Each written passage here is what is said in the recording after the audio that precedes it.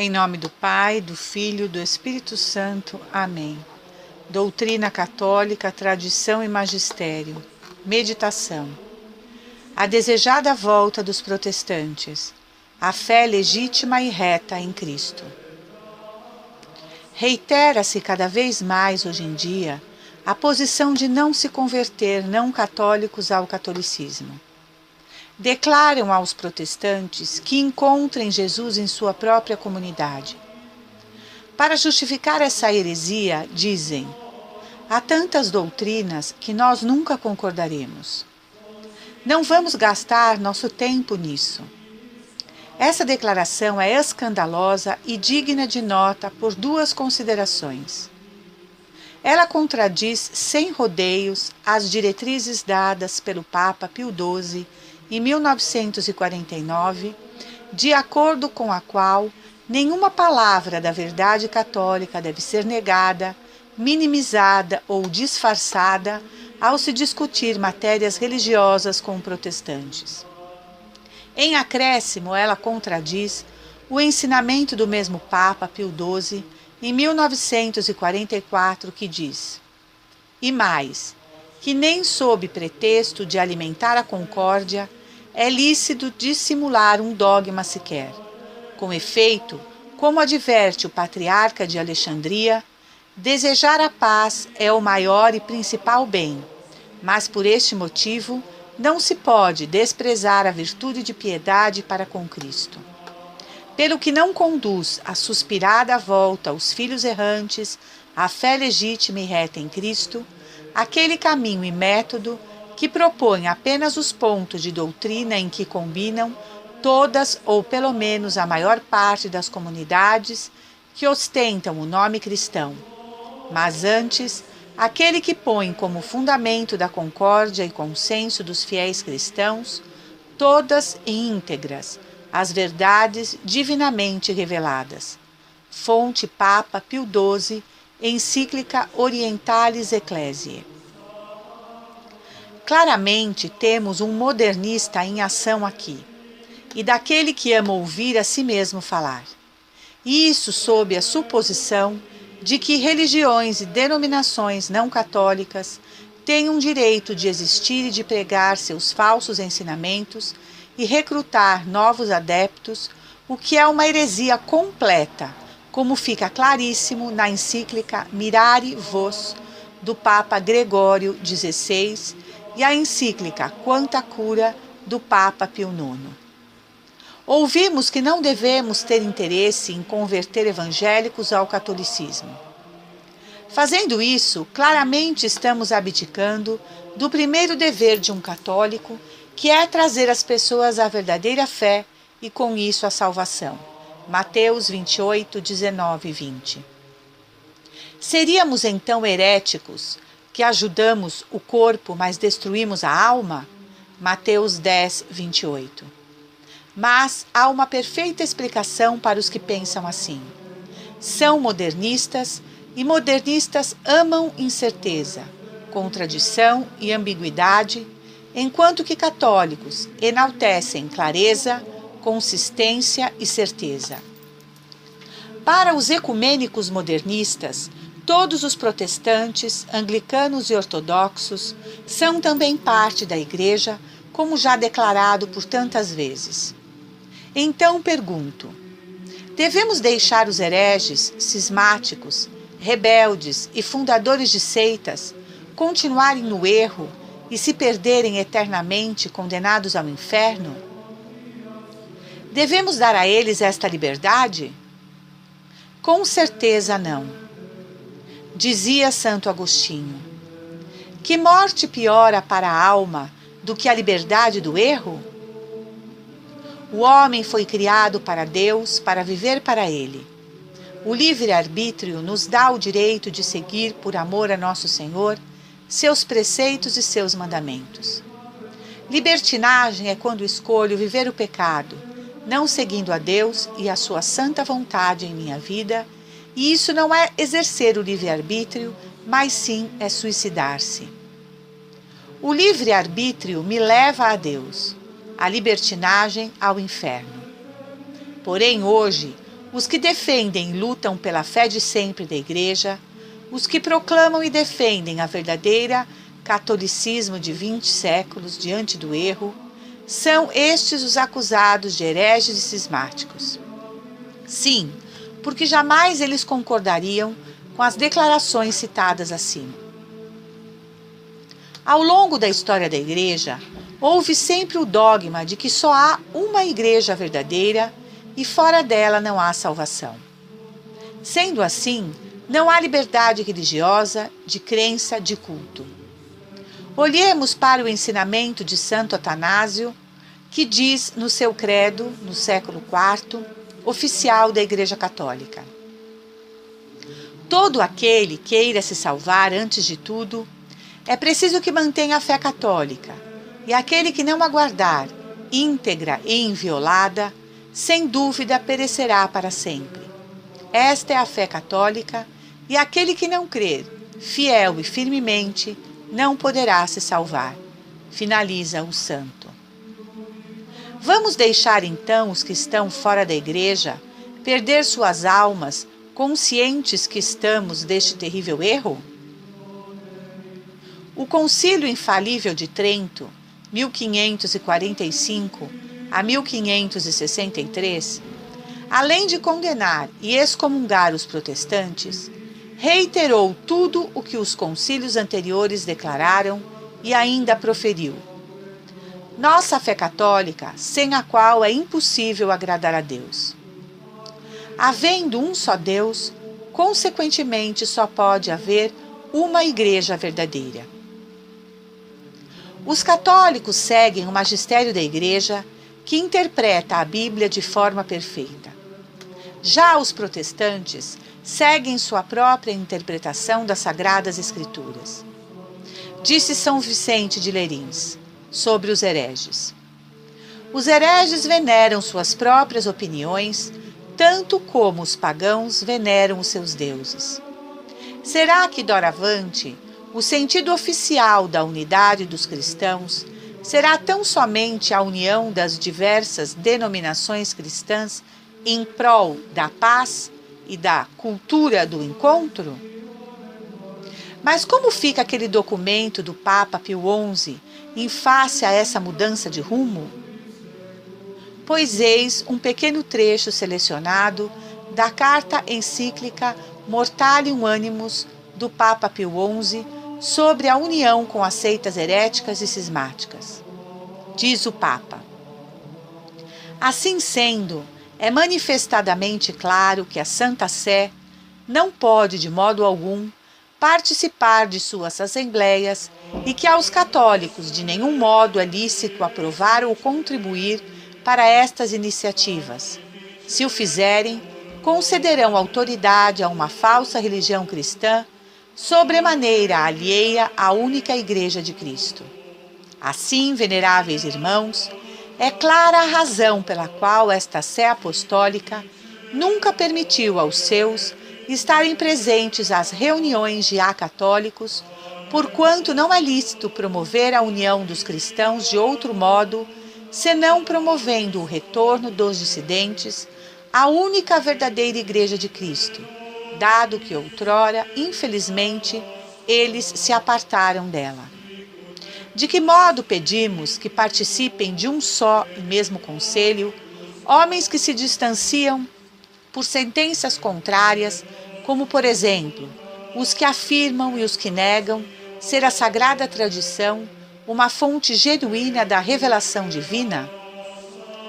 Como os que adoram a Cristo realmente presente na Santíssima Eucaristia, por aquela admirável conversão do pão e do vinho, que se chama transubstanciação, e os que afirmam que somente pela fé, ou por sinal e em virtude do sacramento, aí está presente o corpo de Cristo?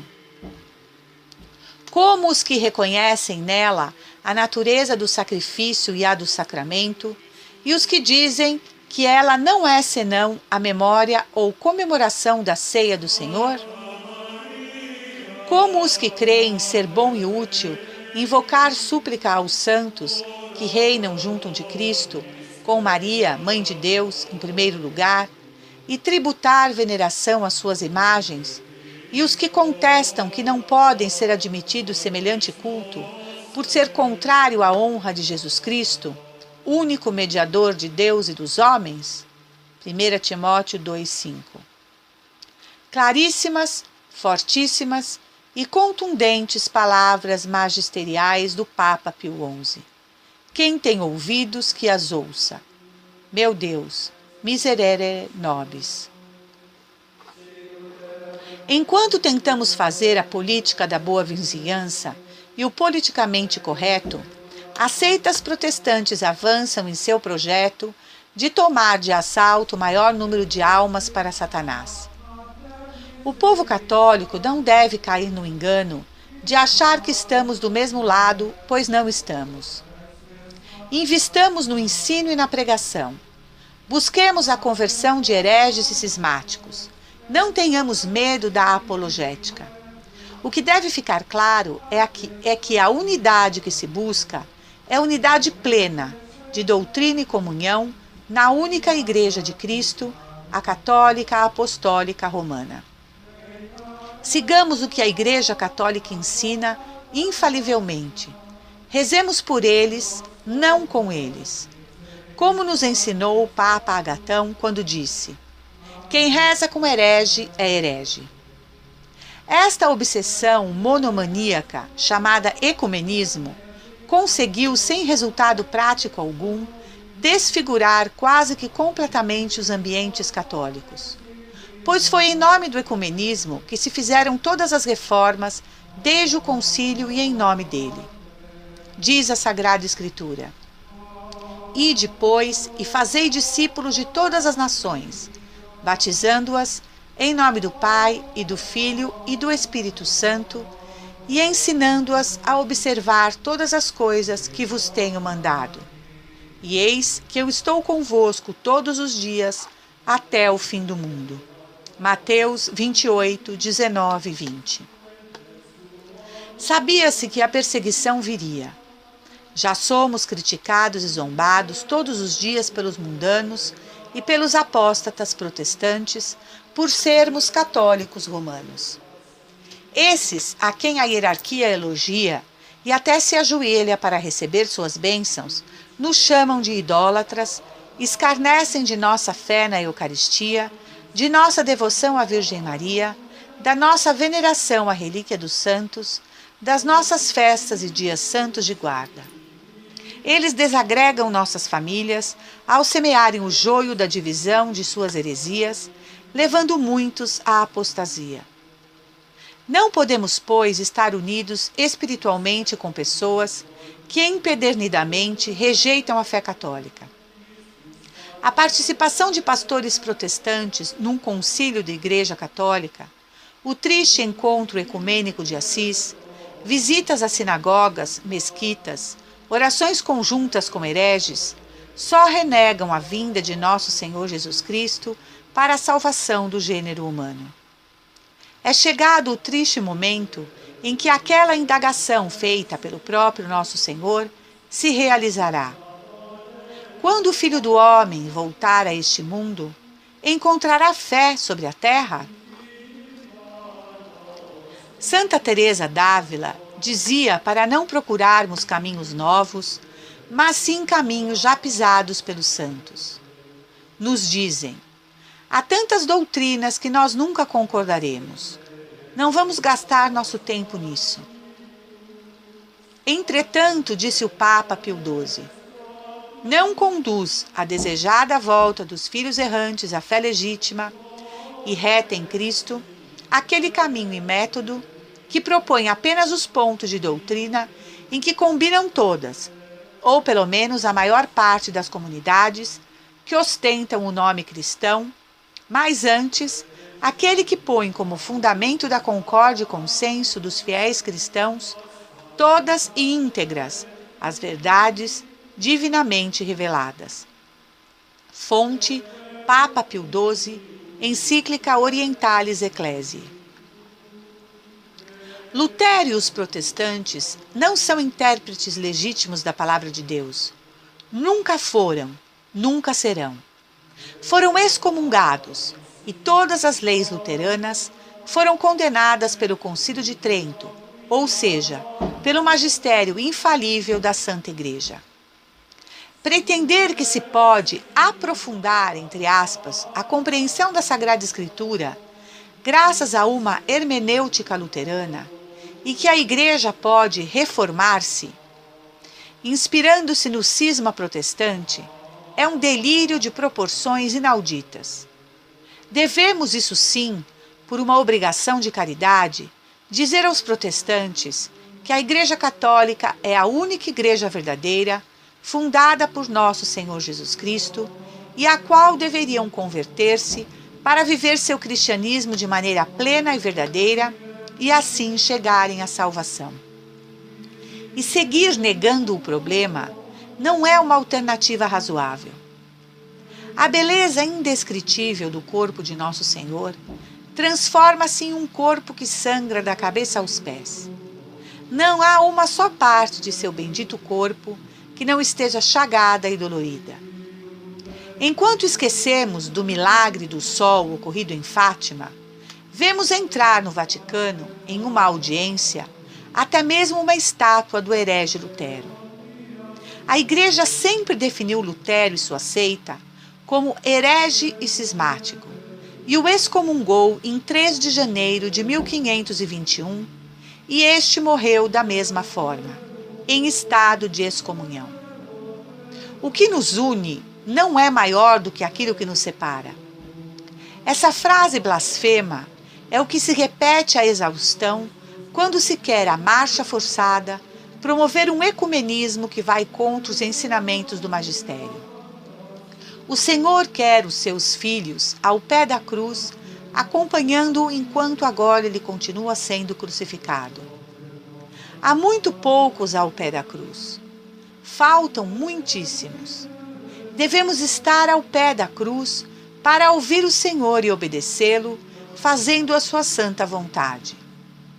A Santíssima Virgem ainda chora ao pé da cruz por seu Filho amado, o mesmo que abrigou em seu bendito ventre e que agora oferece pela salvação do mundo. Quem a consola? Quem está com João consolando a Divina Mãe? São muito poucos os que a consolam. São muito poucos os que permanecem ao pé da cruz. Abandonam a Cristo, abandonam a sua Igreja. Disse o bispo Dom José Francisco Falcão: deveríamos extirpar de nossas almas qualquer possibilidade de sermos protestantes se percebêssemos que, para sê-lo, precisaríamos acreditar que Cristo morreu e nos deixou no erro por 15 séculos. Diante disso, qualquer argumentação teológica é retardo mental. Ou a Igreja Católica sempre esteve certa, ou o Deus cristão é uma fraude. São Jerônimo nos ensina: permanece firmemente apegado à doutrina tradicional que te foi ensinada, para que possas exortar segundo a sã doutrina e rebater aqueles que a contradizem. Fonte São Jerônimo, Epístola 52, 7. Não podemos nos calar, nem nos acovardar diante do erro, diante da mentira, com medo de ser desagradável ou de ter as caras viradas para nós. Como dizia São Tomás de Aquino: quem fala verdades perde amizades. Tenhamos então como objetivo perder amizades, mas ganhar almas para Deus. E se ganha almas para Deus quando se prega e se defende a verdade. Permanecer no Calvário é permanecer na Igreja de Cristo, a única, a que recebemos da tradição e a única que salva. A que condenou o herege Lutero, que ímpio viveu e ímpio morreu. Ouçamos as fortes palavras de um Papa Santo, São Pio X, sobre o protestantismo.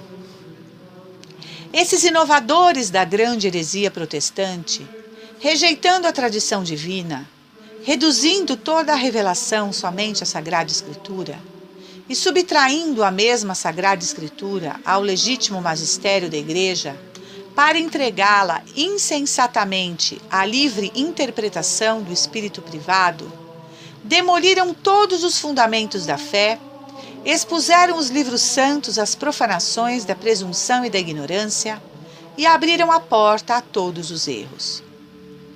O protestantismo é o compêndio de todas as heresias que houveram antes dele, que houve depois e que podem ainda nascer, para a ruína das almas.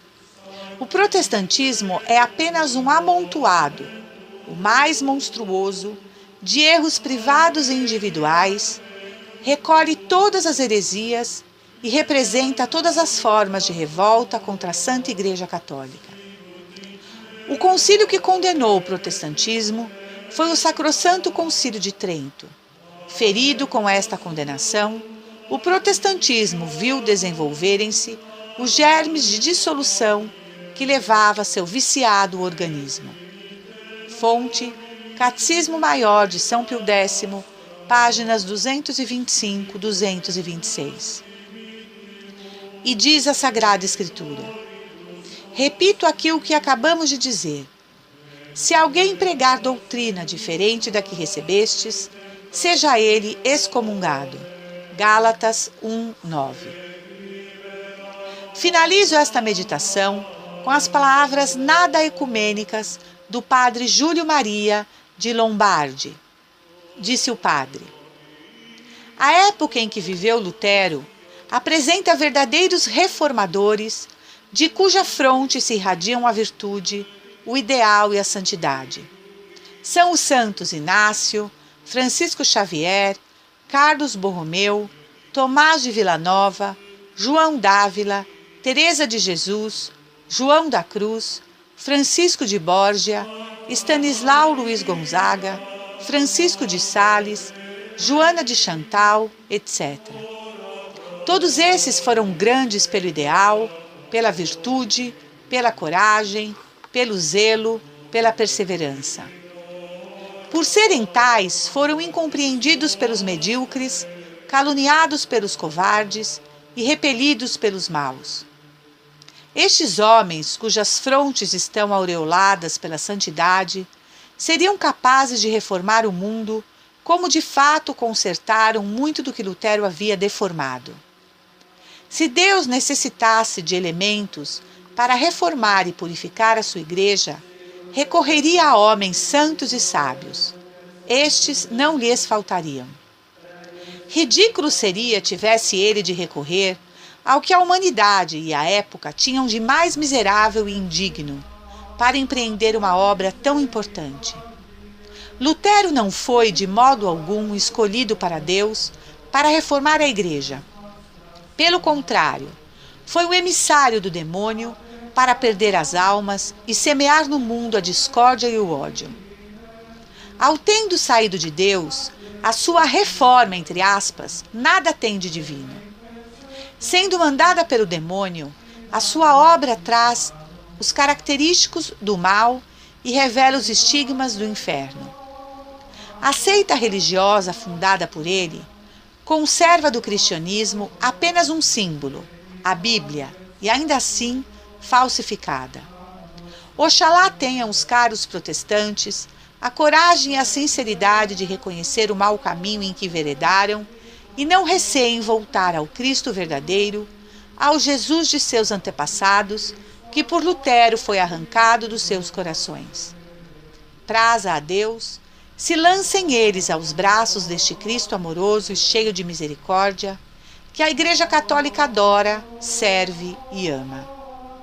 Não há outro remédio senão voltarem ao Cristo verdadeiro do Evangelho e afastarem-se do Cristo falso de papel fabricado por Lutero.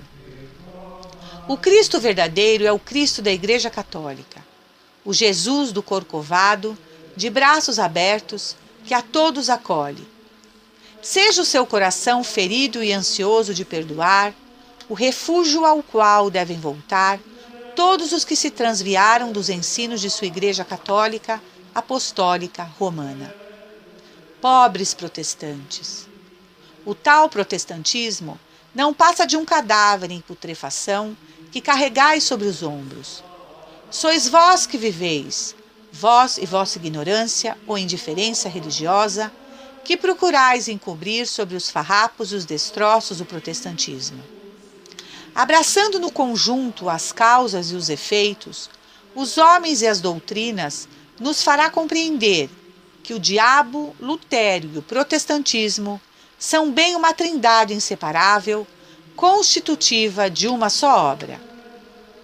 O diabo inspirou Lutero e este é o protestantismo.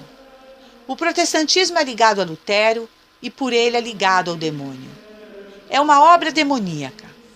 O apóstata arrancou do seio da Igreja Católica nações inteiras para lançá-las nos escarréus da discórdia, da agitação e do desespero, mas a Igreja de Pedro continuou sua marcha triunfante através dos séculos, produzindo milhares e milhares de santos, enquanto a Igreja deformada não soube ao menos produzir uma simples irmã de caridade.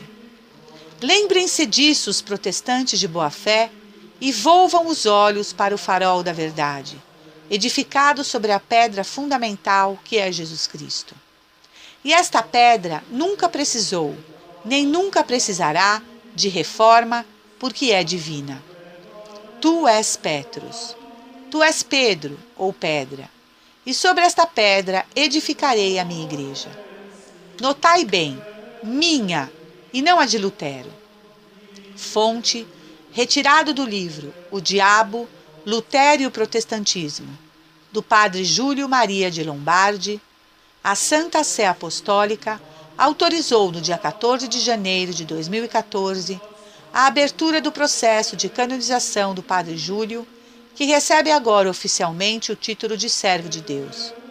O bispo diocesano de Caratinga, Minas Gerais, Dom Emanuel Messias de Oliveira, é o responsável pelo início do processo. Só na Igreja temos os sacramentos em plenitude. Só na Igreja Católica temos a confissão para sermos perdoados dos nossos pecados. Só na Igreja Católica nós temos Jesus verdadeiramente presente no sacrifício da Santa Missa, onde comemos e bebemos o seu corpo e seu sangue. Quantas multidões de pecadores, confessando as suas penas com arrependimento, se reconciliam com Deus.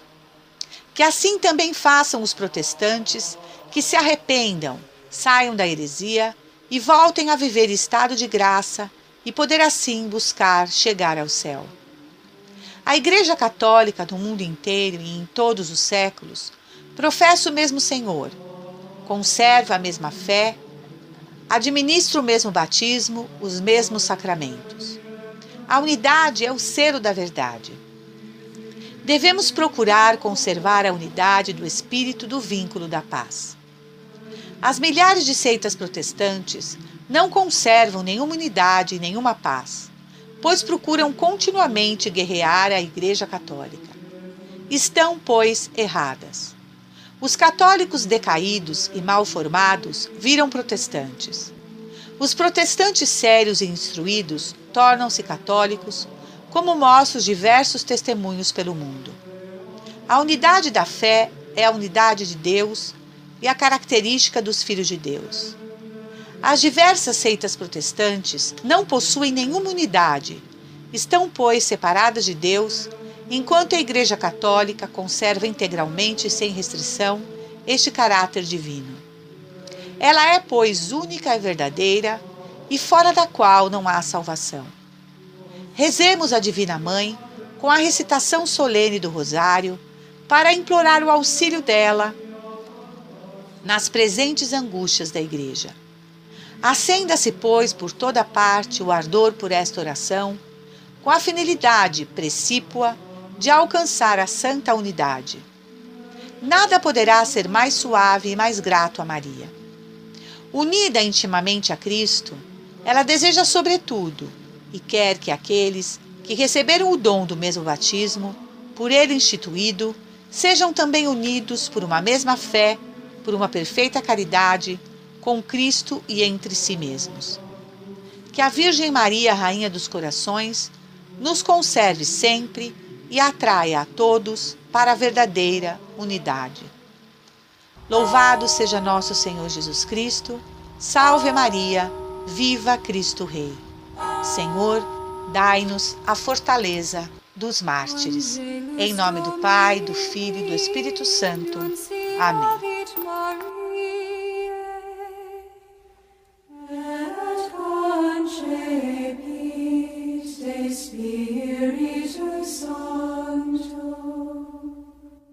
Ave Maria, gratia plena Dominus tecum, benedicta tu in mulieribus, et benedictus fructus ventris tui, Iesus.